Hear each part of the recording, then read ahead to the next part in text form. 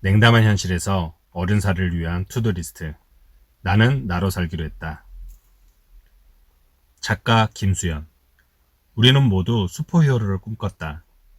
그리고 지금은 세상이 아니라 나를 구하는 것이 먼저인 어른이 되었다.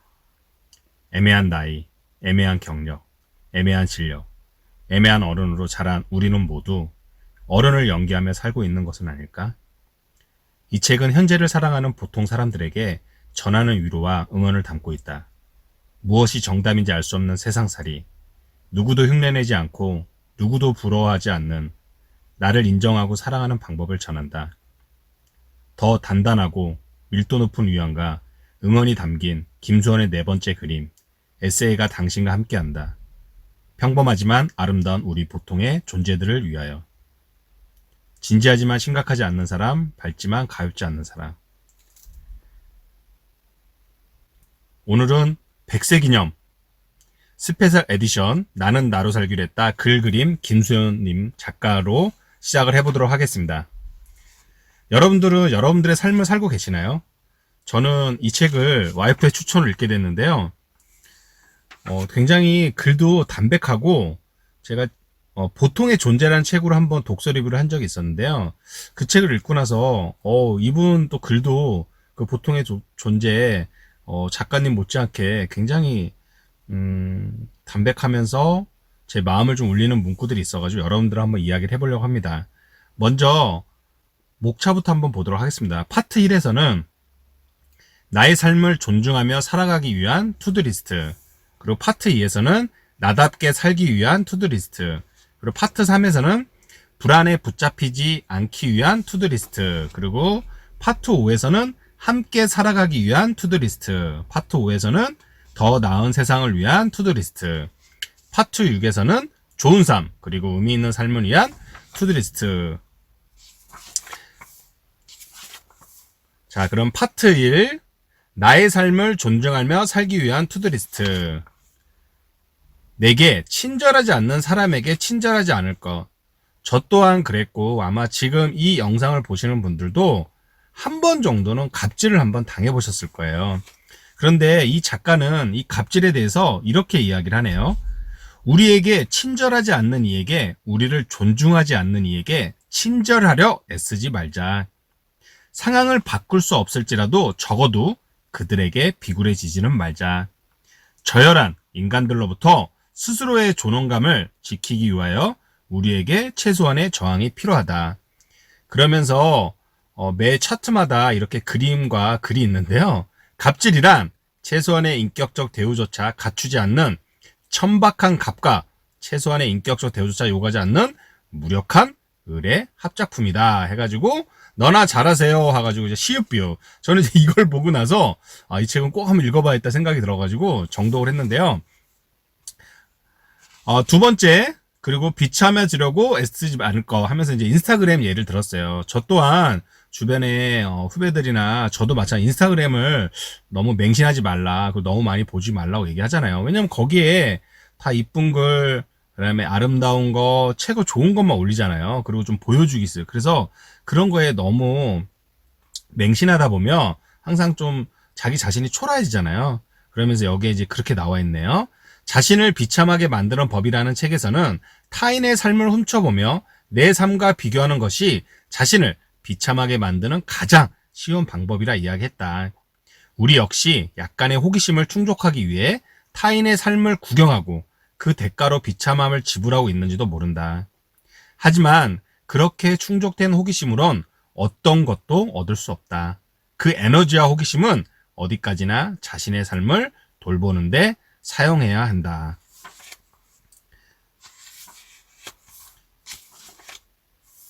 그리고 인생에 지나가는 사람들에게 상처받지 않을 거. 저 또한 모든 것들이 영원할 거라 생각이 들었는데요. 항상 그 끝이 있으면 또 새로운 시작이 있더라고요. 그러면서 이 작가는 그만두면 끝일 회사 상사에게, 어쩌다 마주치는 애정 없는 친척에게, 웃으면서 열받게 하는 빙글의 쌍년에게, 아닌 척 머리 굴리는 여우 같은 동기에게, 인생에서 아무것도 아닌 존재들에게 더는 감정을 낭비하지 말자. 마음을 졸여도 끙끙거려도 미워해도 그들은 어차피 인생에서 지나가는 사람들일 뿐이다. 저 또한 모든 살아 숨쉬는 유효기간은 늘 존재하기 때문에요. 여러분들도 인생이 지나는 사람들에게 너무 상처받지 않으셨으면 좋겠습니다. 그러면서 인생에서 숫자를 지을 거. 어린 왕자에서도 그렇지만 우리 어른들이 너무 숫자를 좋아하잖아요. 하지만 이 작가는 이렇게 얘기하네요. IQ가 지혜를 측정할 수 없고 친구의 숫자가 관계의 깊이를 증명할 수 없으며 집의 평수가 가족의 화목함을 보장할 수 없고 연봉이 그 사람의 인격을 대변할 수는 없다. 진정한 가치는 숫자로 측정되지 않는다. 그러니 만약 당신이 우월한 존재가 아닌 비교할 수 없는 존재가 되고 싶다면 가장 먼저 삶에서 숫자를 지워야 할 것이다. 삶에 가장 중요한 것은 숫자가 담을 수 없는 것들에 있다. 저도 이걸 좀 읽으면서 많이 좀 반성했던 것 같아요. 그러면서 여기 그림에 숫자를 지은 당신은 누구인가요? 나이, 키, 학벌, 서열순위, 몸무게. 저 또한 이런 숫자에 그 프레임에 갇혀가지고 살고 있지 않았나 잠시나마 반성을 좀 했습니다. 누군가의 말에 흔들리지 않을 거. 첫째, 한 개인의 지극히 주관적 견해일 뿐 그 사람이 솔로몬이나 프로이트는 아니라는 것. 둘째, 그것이 당신을 향한 비난이라면 해야 할 일은 화를 내거나 슬퍼하는 게 아니라 비난의 진실 여부를 판단해야 하는 것. 그 비난이 진실이라면 안 좋은 점을 고치는 게로 삼으면 되는 것이고 그것이 그저 상대 내면의 문제에서 비롯된 거짓이라면 그냥 개가 짖는다고 생각하면 된다는 거. 만약 개가 계속 짖으면 가만히 듣지 말고 마땅히 그 책임을 물으쇼 해가지고 아마도 주변에 여러분들한테 조언 아닌 조언 그 다음에 잔소리 이런 게 있는데요. 제 유튜브에도 한번 올렸는데 이 조언과 잔소리의 차이 둘 다 나쁜 겁니다. 어찌됐건 그게 여러분들한테 유익하다 그러면 이 작가의 말처럼 안 좋은 점을 고치는 계기로 삼으면 되는 거고요. 여기 그림에 나와 있는 것처럼 말도 안 된다 그럼 반사하시면 될 것 같습니다. 그리고 모욕하는 삶을 살지 않을 것. 모욕감의 저자 김찬호 교수는 웬만큼 잘나지 않으면 인정받지 못하는 세상에서 그 공허를 채울 수 있는 가장 쉬운 방법이 타인에 대한 모멸이라 이야기했다. 그러니까 우리가 모욕하는 삶을 산다는 게 굉장히 비굴하게 산다는 거거든요. 그래서 여기 나와 있는 것처럼 단언컨대 서로에게 가해자가 되는 세상에서 그 누구도 행복할 수 없다는 거. 그래서 우리는 여기 작가는 그렇게 이야기를 하는 것 같아요. 스스로에게 변명하지 않을 거. 우리는 하루에도 몇 번이고 스스로에게 변명을 하잖아요. 그러면서 이 작가는 이렇게 말합니다. 자신에 대한 수치심, 무가치함은 사람이 가장 견디기 힘들어하는 감정이다. 그렇기에 사람들은 이 감정을 숨기고자 냉소를 무장하고 문제의 원인을 외부의 탓으로 돌리며 변명 뒤에서 자신을 보호합니다. 소설가 김연경은 사랑풍경에서 사랑의 반대말이 증오나 분노가 아닌 무관심이듯 생의 반대말은 죽음이나 퇴행이 아니라 방어의식이라 이야기했다. 방어의식은 사람을 영원히 자기 삶 바깥에서 서성이게 한다. 그러면서 마지막에 그리고 그 마주 본 끝에 가장 중요한 건 다시 시작하는 데 있다 하면서 저도 이거를 읽고 나서 방어의식으로 서성이지 말고 지금 바로 시작하면 좋을 것 같습니다. 그리고 45페이지에 누구의 삶도 완벽하지 않음을 기억할 것. 우리는 타인의 삶이 완벽하다 생각을 하잖아요. 근데 이 작가는 이렇게 말합니다. 그렇게 당신이 알아야 할 분명한 진실은 사실 어느 누구도 삶 내에 그리 완벽하지 않다는 것. 때론 그 사실이 위로가 됩니다. 그래서 뭐 인생을 멀리 보면 희극이고 가까이선 비극이라 하잖아요. 우리가 때로는 멀리서 한번 지켜볼 필요가 있는 것 같아요. 어느 누구의 삶도 완벽하지 않다는 걸 이 작가는 우리들한테 이야기를 해주는 것 같습니다. 그리고 네, 이제 페이지 넘어와서 55페이지 주눅들만큼 겸손하지 말 것 해가지고 생각의 지도의 저자 리처드 니스벤이 밝히길 그의 고향에서는 교육의 목표로 지식을 전달하는 것과 자존감을 심어주는 것 중 어느 쪽이 더 중요한 것에 대해 논쟁가 이어졌다고 한다. 우리 같은 경우는 지식을 전달하는 쪽에 많이 이야기를 하고 있잖아요. 그런데 이 저자가 하는 말은 개인의 자존감을 심어주는 것을 교육의 중요한 목표로 두고 있다고 합니다. 그래서 우리 사회는 개인의 개성보다는 집단의 조화를 중시하는 관계지향적인 사회다. 그래서 초등학교에 들어가자마자 바른생활이라는 과목을 배우며 관계 맺는 법을 가장 먼저 익힌다. 바른생활 참 오랜만에 들어보네요. 그리고 요약하자면 가족과 친구와 이웃과 누구와도 싸우지 말고 사이좋게 지내란 말이다. 우리는 자신을 특별하게 생각하고 자신의 감정을 존중받도록 교육받기보다는 타인의 생각과 감정에 더욱 주의를 기울이도록 교육을 받았다.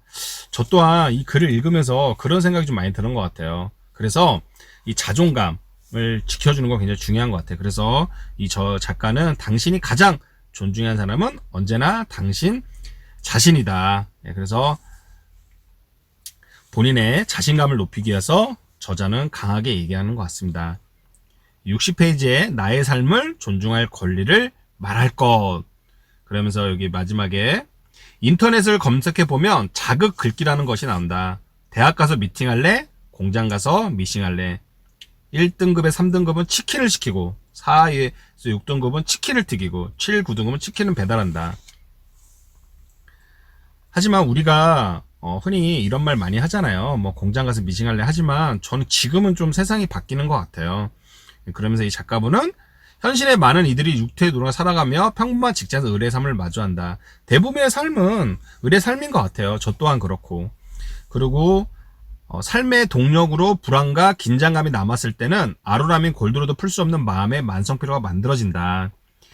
그리고 세 번째 이런 말이 있네요. 차별과 멸시에 대한 공포를 얻은 성취에는 오만이 뒤따른다. 다른 내면의 힘 없이 오만만 증식되는 것. 안전장치 없이 고층 빌딩 위에 서 있는 것과 비슷하다. 상시적인 고소공포증, 즉 추락에 대한 공포감만 커질 뿐이다. 게다가 오만이 클수록 추락의 충격도 클 수밖에 없다. 만약 당신이 끊임없이 불안을 충전하고 있다면 혹은 당신이 꿈꿨던 미래와는 동떨어진 삶을 살고 있는 자신에게 수치심을 느낀다면 스스로에게 알려주어야 한다. 치킨 배달을 한다 해도 공장에서 미싱을 한다 해도 삶이란 이럴 수도 저럴 수도 있는 것일 뿐 그 어떤 삶도 잘못된 것이 아니라는 사실을 열심히 사는 것도 열심히 배우는 것도 마음껏 하시라. 하지만 누구의 삶도 모욕할 수 없다. 우리는 각자의 삶을 존중하며 살아갈 권리가 있다. 파트 2. 나답게 살아가기 위한 투두리스트. 단단한 자존감을 다질 것. 알랭드 본통은 어른이 된다는 건 냉담한 인물들, 솔물들이 지배하는 세계에서 우리의 자리를 차지하는 의미라 했다. 그러면서 마음은 주머니 속에 넣어둔 쿠쿠타서 부서진다 하는데 그만큼 자존감이 자주 저희가 이 쿠쿠타서처럼 부서지는 것 같아요. 자존감의 원리를 최초로 규명한 심리학자 너세리얼 브랜드는 건강한 자존감을 위한 두 기둥을 자아효능감과 자기 존중감이라고 이야기했다. 자아효능감이란 자신을 돌보며 현실적 문제를 대처할 수 있다는 자기 신뢰이자 자신감이고 자기 존중감은 스스로를 존중하며 사랑받을 가치가 있다고 여기는 마음이다 하면서 이 자존감에 대해서 표현을 좀 정확하게 해준 것 같아요. EBS 다큐프라임 아이의 사생활에서는 자존감이 낮은 아이의 부모는 대신 해결해 주라고 자존감이 높은 아이의 부모는 아이가 스스로 해결할 수 있도록 기다려 주었다. 자존감의 재료인 자신에 대한 신뢰와 존중은 삶의 문제를 해결하고 목표를 달성하는 성공 경험이 축적될 때 생각난다. 그리고 실험에서 보여주듯이 가장 중요한 건 그 주체가 자기 자신이 돼야 한다는 거. 요게 좀 저도 별표를 좀 샀는데요. 결국은 그 주체가 자기 자신이 되게 해주는 거. 저도 부모로서 굉장히 중요한 부분인 것 같아요. 그리고 77페이지에 나다운 삶을 찾을 것. 심리학자 제임스 마사는 자아 정체성의 성취 정도에 따라 정체성을 4가지 유형으로 구분을 했습니다. 그 4가지의 유형은 성취, 탐색, 폐쇄, 혼미 정체성인데 연구에 따르면 한국인은 대다수가 낮은 정체성지인 폐쇄지위에 놓여 있었다. 74.4%라고 하네. 놀랍습니다. 폐쇄지위란 기존의 사회 가치 체계를 그대로 순응하고 전염한 유행인데, 이론에 따르면 이 지위가 낮은 정체성이 있는 이유는 위기에 부재가 있다. 인생에 위기가 없었다니 뭔 소리인지 싶을 수도 있지만, 여기서 말하는 위기란 보이스피싱을 당하거나 소개팅녀 앞에서 카드 승인이 떨어지지 않는 일이 아니라 목표, 가치, 신념에 대하여 자문하여 투쟁한 적이 없음을 의미합니다. 그렇다면 왜 우리는 투쟁하지 못했을까? 이는 자신에 대한 탐색과 자문의 과정을 권하지 않는 사회 문화에서 시작됐다. 사회가 요구하는 인간상에 맞추는 것을 아름다운 삶이라 여겼기 때문이죠. 그렇게 우리는 자신만의 삶의 방식과 철학을 세우며 사는 것이 아니라 사회와 부모가 요구하는 기준에 맞춰 사는 것에 더 익숙한 거죠. 그러니 자소서 대신 자소서를 쓰게 하고 지독한 의존심에 시달리게 되는 거죠. 아이가 어른이 되는 과정을 빼앗겼기 때문에 과정 없이 어른이란 결과만 남은 이들은 스스로 판단하고 결정 내리는 것을 두려워하기에 나이를 먹어서도 멘토를 찾아다니는 거죠. 나답게 산다는 것은 경험과 탐색 속에서 스스로 판단하고 스스로 결정하는 법을 익히는 일입니다. 결국 당신에 대해 그 시작을 하고 싶다면 글을 한번 써보는 것도 되게 좋은 것 같아요. 어른들이 이야기했던 스스로 어린이는 사실 시킨 일을 알아서 하는 어린이. 이 그림도 너무 재밌는 것 같아요.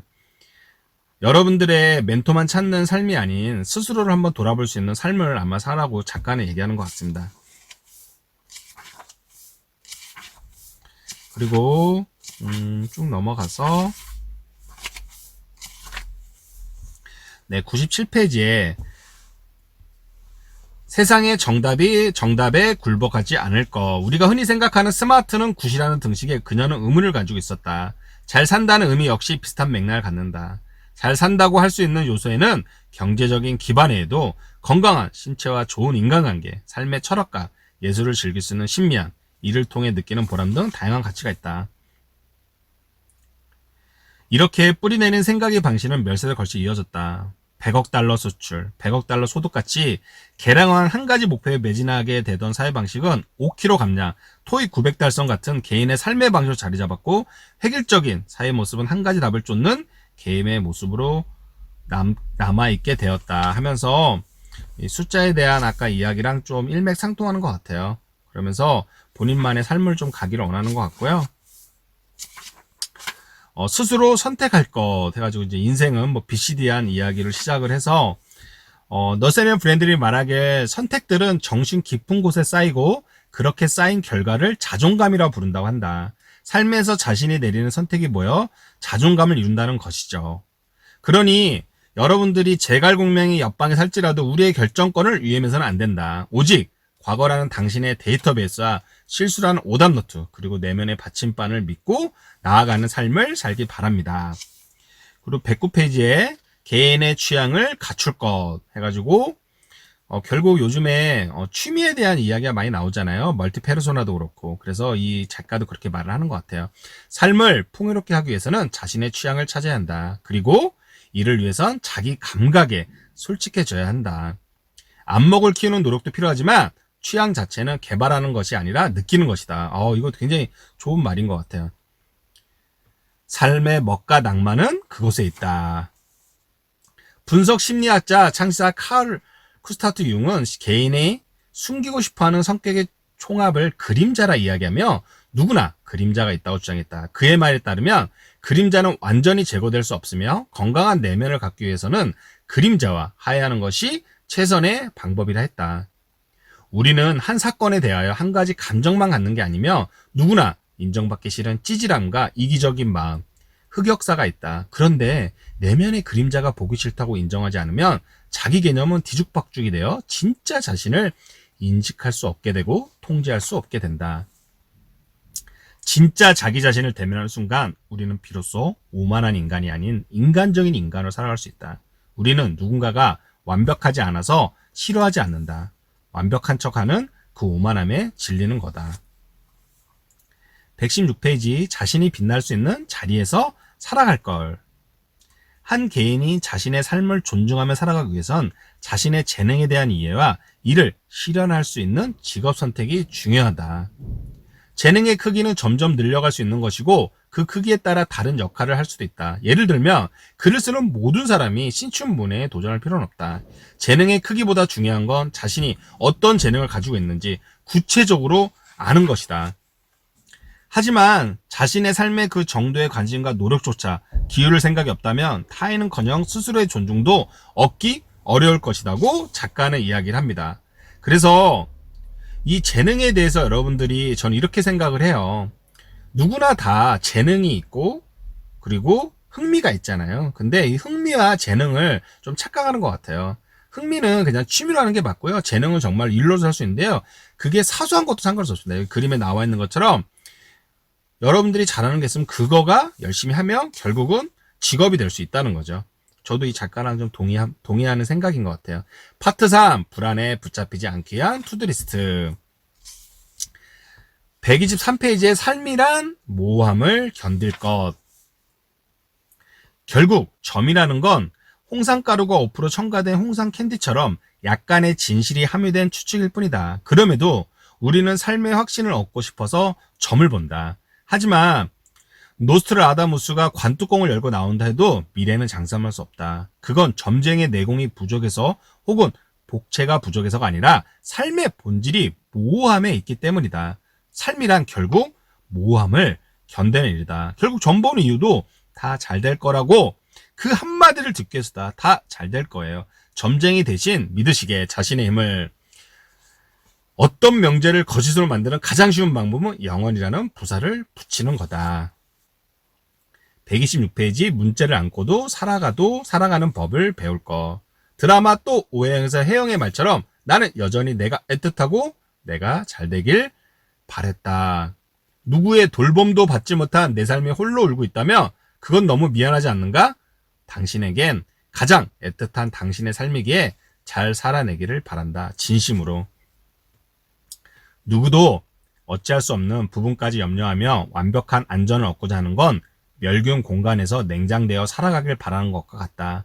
삶의 안정감은 불확실을 완벽하게 제거해서 얻어지는 게 아니라 불확실과 맞서서 얻어지는 법이다.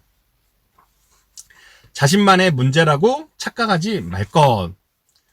프로이트가 규정한 정상의 기준이 약간의 히스테리, 약간의 편집증, 약간의 강박증이듯 정상이란 완전 무결한 것이 아니라 약간의 상처, 약간의 결핍, 약간의 부족함을 의미할 테다. 삶에는 여러 형태가 있으며 우리는 각자 다른 모습으로 살아가는 소수의 존재들일 뿐. 사람들은 불행을 꽁꽁 숨겨두게 모를 뿐 세상에 보편적이지 않은 불행은 없다. 132페이지 미래에 대한 엉터리 각본을 쓰지 않을 걸. 안도감을 얻기에 과장된 걱정을 했던 거다. 삶의 낭비이자 비합리적인 일이다. 그럼 어떻게 해야 이 낭비를 줄 수 있을까?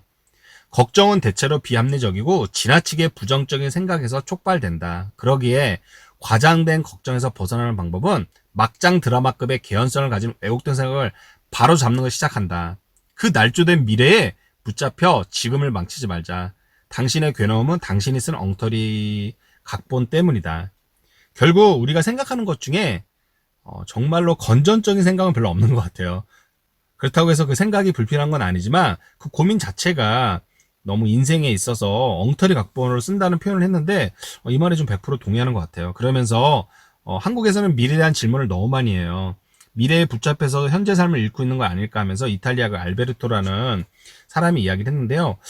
저도 이걸 읽으면서 지금의 삶에 충실하는 게 굉장히 중요한 것 같습니다. 135페이지 진짜 해결책을 찾을 거. 우리가 생각하는 것 중에 여러 가지 고민이 있지만 이렇듯 통제할 수 없는 상황에서 생겨난 불안과 두려움, 공포를 달래기 위해 동원되는 것이 바로 마술적 사고이다.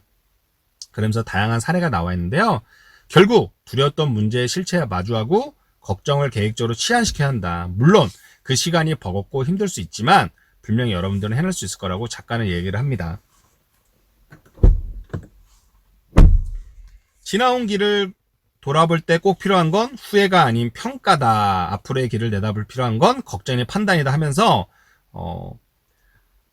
후회가 아닌 평가이고 걱정이 아닌 판단으로 살라고 이야기를 하네요.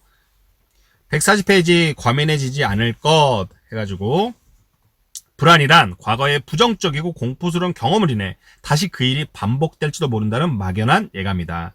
산전수전을 다 겪으면 웬만한 일에는 의연한 어른이 될 것 같지만 부정적 경험에 여러분들이 누적량도 많아지기 때문에 나이가 먹을수록 불안감도 커질 수밖에 없다. 우리는 불안한 일이 너무 많은 세상에서 산다. 가습기 살균제가 살균이 아니라 살인을 하는 것도 있었고, 그러면서 이시영 박사의 둔하게 삽시다 책 제목처럼 좀 둔해지라고 이야기를 합니다. 아무리 맛을 좋게 하는 양념도 지나치면 요리를 망치는 것처럼, 요 이미지처럼 너무나 예민한 것보다는 좀 둔하게 살 필요도 있는 것 같습니다.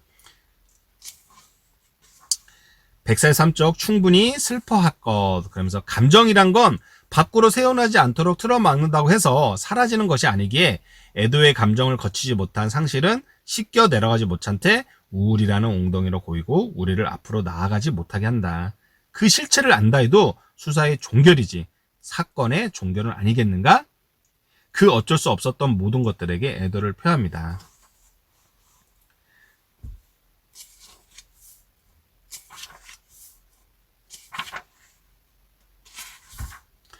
파트 4 함께 살아가기 위한 투두리스트.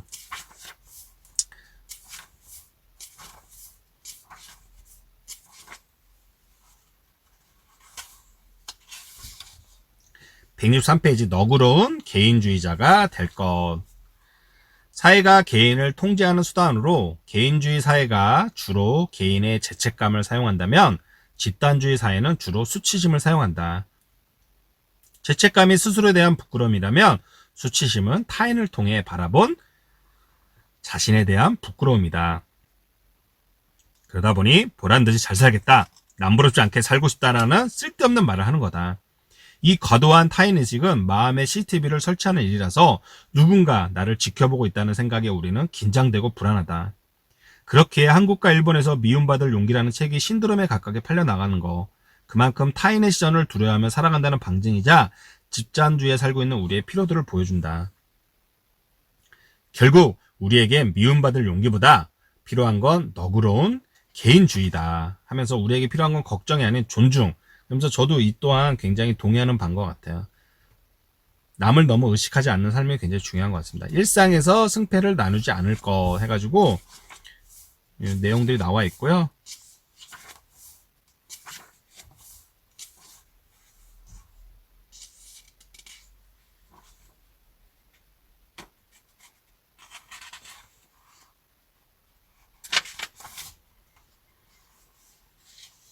그리고 여기 그 180쪽에 이런 말이 나오네요. 나를 소중히 여기는 사람은 애초에 내게 무리한 부탁을 하지 않아요.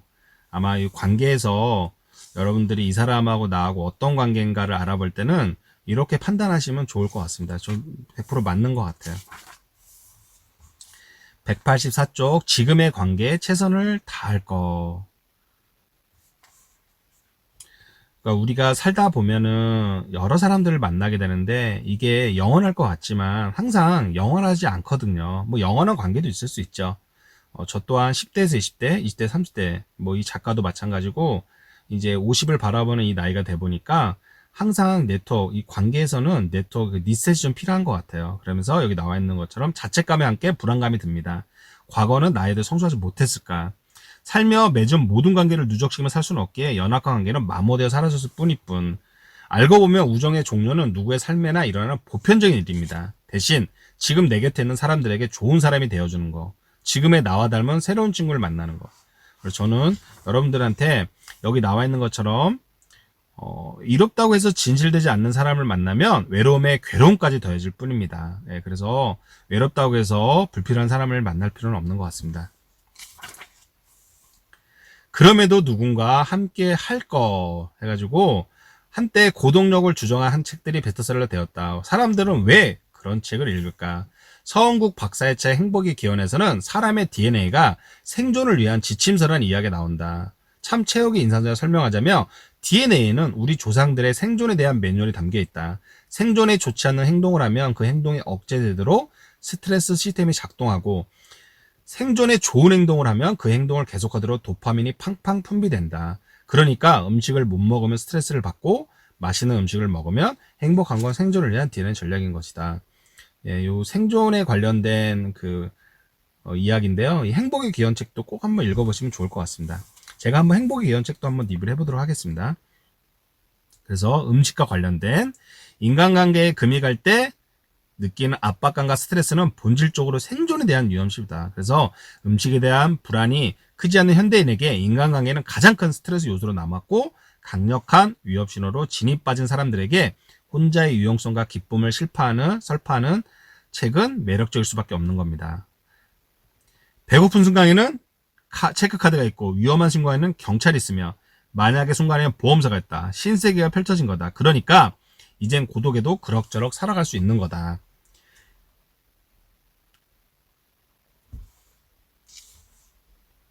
네, 그러면서 많은 사람 중에 나와 주파수와 같은 누군가를 발견하라. 상한 음식을 먹고 탈이 난다고 해서 식음을 전폐할 필요가 없듯이 또라이를 만나 힘들었다고 해서 모든 관계를 끊어낼 필요는 없다. 중요한 건 상한 음식을 골라내는 후각이고 진심 없는 인간들에게 두지 않는 안목일 뿐 하면서 약속 시간에 늦은 그에게 필요한 건 변명이 아닌 사과이고 짝사랑 중인 그녀에게 필요한 건 타로 상담이 아닌 용기이며 외로운 그에게 필요한 건 고독을 견디는 힘이 아닌 진실한 누구이다.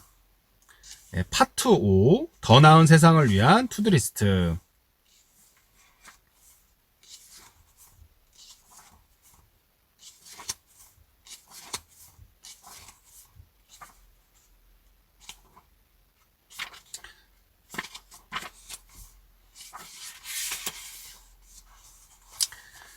백 212페이지 조바심은 버릴걸.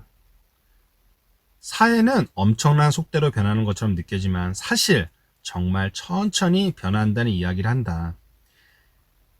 아마 여러분들도 100% 느끼실 거예요. 하지만 이 변화라는 거를 위해서는 지속적인 시간과 노력이 필요하고 모든 일이 그랬다. 그래서 변화를 위해 가장 필요한 자질은 지치지 않는 거다.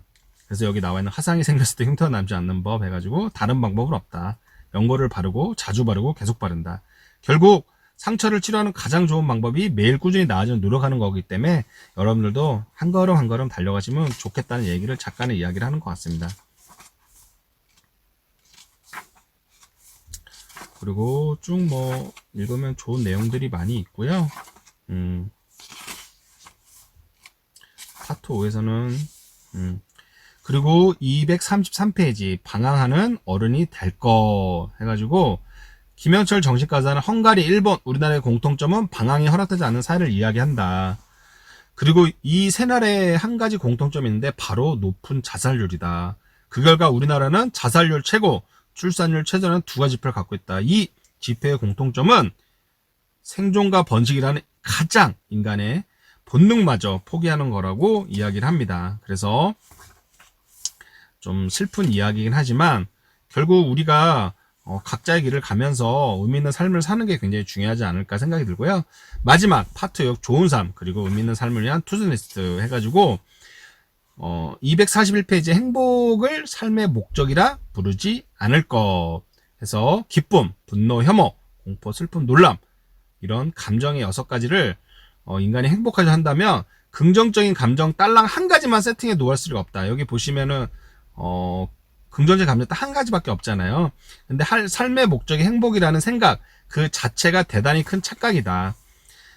우리가 삶에서 우울함과 슬픔이 있는 것은 자연스러운 아니겠는가? 그래서 여기 밑에 마지막에 나오는 것처럼 10번 중에 6, 7번 행복한 사람은 행복한 사람이다. 하지만 10번 중에 10번 행복한다면 그건 강박증이다. 하면서 누군가에게 행복하다고 증명하며 사는 것이 가장 불행하게 사는 방법이라고 작가는 이야기를 합니다. 그리고 가볍게 살아갈 걸 245페이지 나와 있는 삶이란 오랜 여정이다. 최대한 가볍게 살아가야 지치지 않는다. 그러니 삶을 조금 더 가볍게 하고 싶다면 불안한 마음에 버리지 못했던 것들을 다시 한번 마주하고 그것들을 덜어내는 용기를 내자. 여행 내내 한 번도 꺼내지 않았던 짐과 아직 일어나지도 않는 일에 대한 걱정과 삶을 무겁게 만드는 불필요한 욕구와 잘못한 거 없는 부끄러움과 지치게만 하는 과잉된 관계 이 모든 것에 대한 체육통섭 그 포기가 우리를 자유롭게 할 것이다. 자유롭게 살고 싶거든 없어도 살 수 있는 것을 멀리하라 하면서 각각의 휴통에 대해서 버려달라고 해서 관계, 수치심, 욕구, 걱정 가거라 불필요한 것들아 하고 싹 휴통에 버리시기 바랍니다. 248페이지 삶의 경우의 수를 늘릴 것 해가지고 영화 올드보이에서 15년 동안 군만도 먹는데 우진이 오대수를 같은 풍경, 같은 패턴 속에 가둔 건 그에게서 15년 시간까지 빼앗고 싶어서는 아닐까? 피천득은 장수라는 글에서 기계와 같이 하루를 살아온 사람은 팔순을 살아도 하더라도 단명한 사람이라고 이야기를 했습니다. 그러니 주말에는 바다를 보러 가고 퇴근길에는 다른 길을 걸어보고 새로운 사람들을 만나고 이제까지 내가 시도하지 않았던 일들을 감행해 보십시오. 자신에 대한 고정관념을 버려나 스스로에게 예측할 수 없는 내가 되어본 것. 우리가 오래 살 수 있는 방법은 손에 있는 생명선을 팔목까지 연장하는 게 아니라 새로운 풍경을 마주하는 일이다 하고 작가는 이야기를 합니다. 너무 동의하는 말인 것 같아요. 자, 251페이지 메마르지 않으려 노력할 것. 다니엘 듀터가 한국의 모습을 담아낸 기적을 이룬 나라, 기쁨을 이룬 나라의 책 제목처럼 우리는 너무나 사소한 기쁨과 즐거움에 대한 감각을 잃은 것 같아요. 그래서 동물원에 가고 나무에 앉는 새를 보고 가족들과 저녁을 먹는 즐거움을 여기지 않는 거죠. 감정을 견디는 노동. 우리는 비인간적으로 만드는 경쟁 속의 감정은 메말라가고 즐거움은 지루한 일상을 견디는 보상이자 강렬한 자궁으로 정의가 되어 있는 거죠. 즐거움에 대한 재정의가 필요하며 가능한 어릴 때부터 돈을 들이지 않고도 즐겁게 할 수 있는 놀이와 방법을 익혀야 하는 거고 그건 구질구질하거나 초라한 것이 아니라 언제든 쉽게 행복해지는 거라고 생각이 듭니다 하면서 우리 자신의 삶을 위해 창조성과 상상력을 발휘해보자 해가지고 저 또한 즐거움이나 언제든 쉽게 행복해지는 거라 생각하고 제 딸하고 사소한 거지만 노는 게 행복이라 생각하는 생각을 다시 한번 좀 정리한 것 같아요. 자, 258페이지 얻은 것이 무엇인지 생각할 것. 그래서 선택에서 무엇을 얻느냐보다 무엇을 포기할 수 있느냐이다 해가지고 대부분의 선택에는 한정된 예산과 제한적 선택지가 주어진다. 그렇게 무엇을 얻느냐보다 중요한 건 무엇을 포기할 거냐가 중요한데요. 이 부분도 굉장히 중요한 포인트인 것 같아요. 그래서 스스로 한번 대답을 해보는 게 중요한 것 같고요. 선택을 했다면 후회 없이 직진하시면 될 것 같습니다. 261페이지 지나간 과거와 작별할 것 해가지고 많은 이들은 현재의 문제를 과거에서 진단한다. 내가 자신감이 없던 것은 그 선생님의 차별 때문이었고 내가 자존감이 무른 것은 부모의 야구 방식 때문이었고 내가 열등감에 시달리는 건 아이들의 괴로움이었다. 거기까지는 옳다.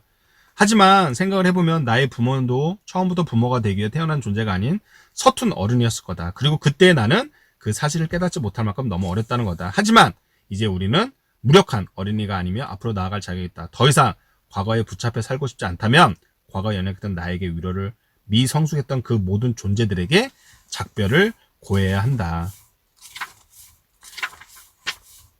그러면서 이제 내용을 쭉 이제 했고요. 네, 이제 한번 보시면 좋을 것 같고